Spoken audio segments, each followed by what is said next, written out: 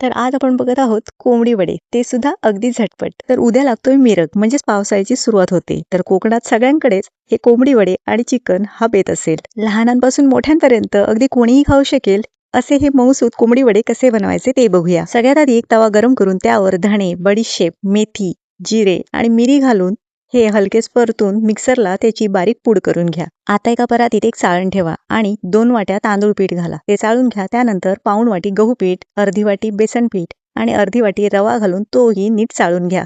ही सर्व पीठे नीट एकत्रित करा.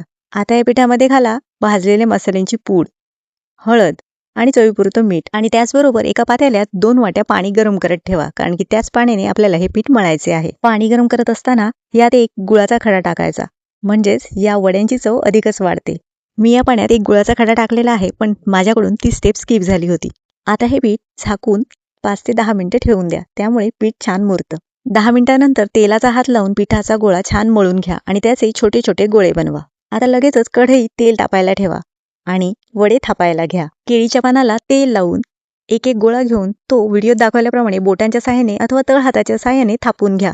तुम्हाला हवा तेवढा जाड किंवा पातळ वडा तुम्ही थापू शकता. तेल गरम झाले आहे की नाही हे बघण्यासाठी एक छोटासा पिठाचा गोळा तेलात टाकावा. त्यामुळे आपल्याला कळते की तेल गरम आहे की नाही, कारण जर थंड तेलात वडे सोडले तर वडे तेल पिऊ शकतात. आता व्हिडिओ तुम्ही बघू शकता की वडा स्वतःहून फुगून वर आलेला आहे. त्याच वेळेला आपल्याला तो पलटून टाकायचा आहे. अशा प्रकारे दोन्ही साईडने अगदी खरपूस भाजल्यावर वडा आपण तेलातून बाहेर काढणार आहोत.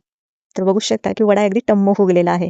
अशाच प्रकारे बाकीचे उरलेले वडेही आपल्याला थापून तेलात सोडून तळून घ्यायचे आहेत. आणि वडे तळताना नेहमी गॅसची आच मध्यमच ठेवा. जास्त मोठी करून ठेवलात तर वडे पटकन तळून वर येतील आणि आतून कच्चे राहतील. तर तुम्ही बघू शकता की अतिशय टम्म फुगलेले चविष्ट आणि मऊसूत असे झटपट कोंबडी वडे तयार आहेत. तर तुम्ही पण माझी ही रेसिपी नक्कीच ट्राय करा आणि कमेंट बॉक्समध्ये येऊन मला नक्कीच सांगा. रेसिपी आवडली असेल तर लाईक करा, शेअर करा आणि माझा YouTube चॅनल खमंग मराठीला सबस्क्राईब पण करा. धन्यवाद.